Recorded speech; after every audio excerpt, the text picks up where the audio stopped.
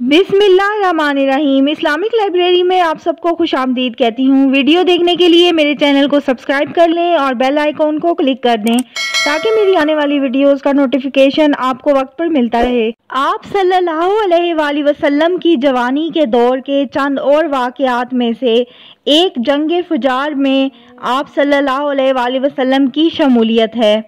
आप सल्लल्लाहु अलैहि वसल्लम के ताया ज़ुबैर बिन अब्दुल मुत्तलिब बनी हाशिम के अलम बरदार थे और आप सल्लल्लाहु अलैहि वसल्लम भी उनके पहलू बा पहलू इस जंग में शरीक हुए, इसलिए कि कुरैश इस जंग में हक पर थे। अगरचे इसकी सराहत मिलती है कि हुज़ूर सल्लल्लाहु अलैहि वसल्लम ने किसी का खून नहीं बहाया, इसलिए कि सिर्फ कौमी या ख़ानदानी मामलात के लिए किसी इंसानी जान का लेना ये मोहम्मद रसूलुल्लाह सल्लल्लाहु अलैहि वसल्लम के शायान शान ना था। इस जंग के बाद कुरैश के कुछ नौजवानों ने एक अहद किया जिसे हल्फुल फजूल के नाम से याद किया जाता है। उन्होंने बाहमी मुआहदा किया कि वो जालिम की मुखालफत करेंगे, मजलूम की हिमायत करेंगे, हक और सदाकत के रास्ते की तलकीन करेंगे।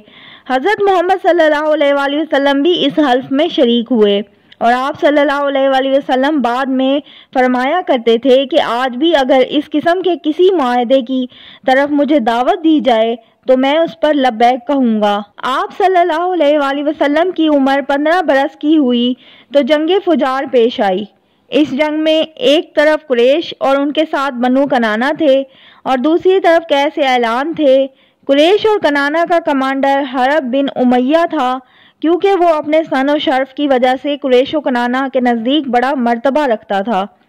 पहले पहर कनाना पर कैस का पल्ला भारी था, लेकिन दोपहर होते होते कैस पर कनाना का पल्ला भारी हो गया। इसे हर्ब फुजार इसलिए कहते हैं कि इसमें हरम और हराम महीने दोनों की हुर्मत चाक की गई। इस जंग में रसूलुल्लाह सल्लल्लाहु अलैहि वसल्लम भी तशरीफ़ ले गए थे और अपने चचाओं को तीर थमाते थे। हल्फुल फजूल में कुरैश के चंद कबाइल यानी बनी हाशिम, बनी मुतलिब, बनी असद बिन अब्दुल अज़ा, बनी ज़हरा बिन कलाब और बनी तयम बिन मरा ने इसका एहतमाम किया। ये लोग अब्दुल्ला बिन जदान के मकान पर जमा हुए क्योंकि वो सन और शर्फ में मुमताज़ था और आपस में अहदो पैमान किया कि मक्का में जो भी मजलूम नज़र आएगा, ख्वाह मक्के का रहने वाला हो या कहीं और का, ये सब उसकी मदद और हिमायत में उठ खड़े होंगे और उसका हक दिलवा कर रहेंगे।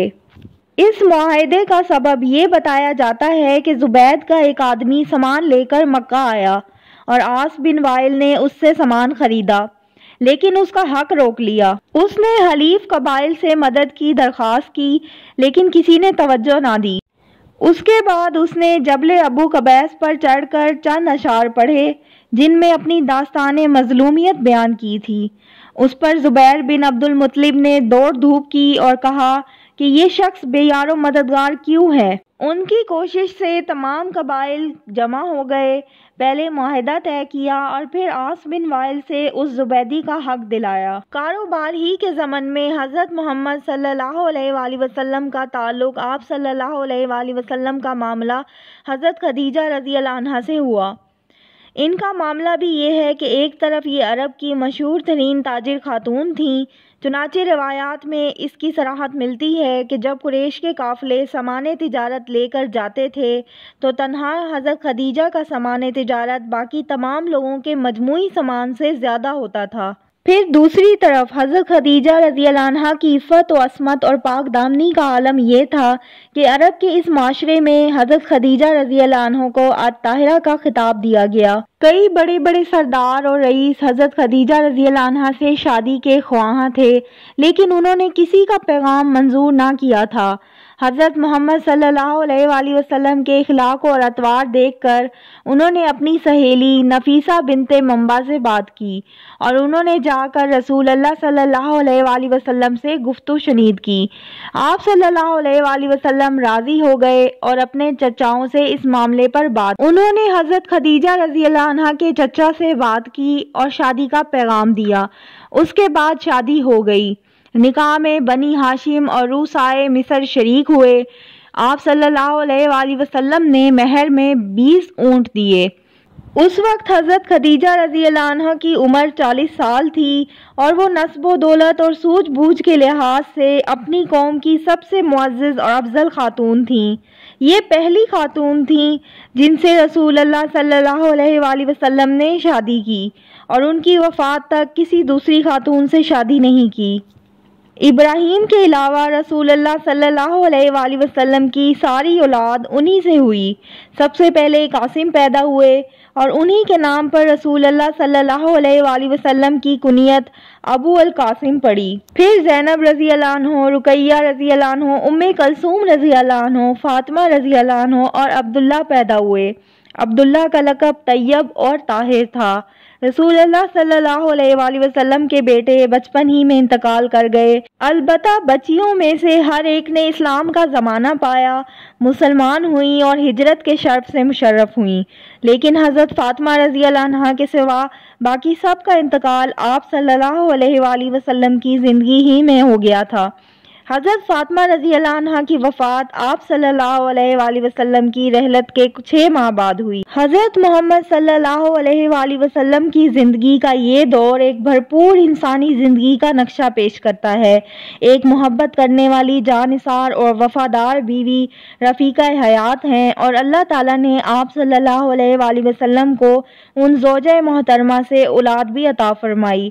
ایک انتہائی باعزت اور بافراغت زندگی آپ صلی اللہ علیہ وآلہ وسلم بسر فرما رہے تھے۔ بخاری شریف میں روایت میں آتا ہے کہ جب آپ صلی اللہ علیہ وآلہ وسلم کی عمر شریف 40 برس کے لگ بھگ ہوئی تو آپ صلی اللہ علیہ وآلہ وسلم کو خلوت گزینی محبوب ہو گئی اور آپ صلی اللہ علیہ وآلہ وسلم غار حرا میں خلوت اختیار فرماتے تھے۔